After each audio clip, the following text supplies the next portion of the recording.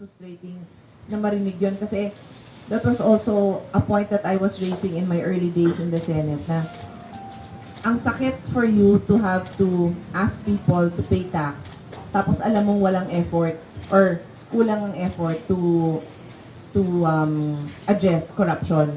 But that's why I said, if there's any time that I will accept this job, it's under the presidency of President Duterte because people can see his sincerity in addressing graft and corruption. Have we addressed it? Of course not. We have not addressed it all. It's still there.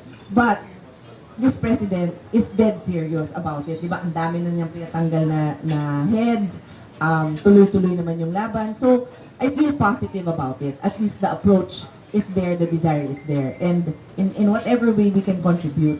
But side note lang, I would differentiate between the problems in PhilHealth, which I want it solved. Kasi, for example, one problem that was brought to my attention when in the Senate, when I was still there in the previous Congress, was yung mga private hospitals, diba, they also are used to deliver, they're also a vehicle in delivering health services.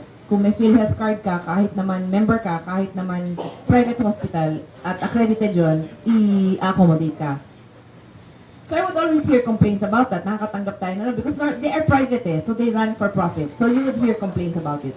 But then when I also heard their side, that 6 months na silang hindi binabayaran ng PhilHealth, magsasara na naman yan.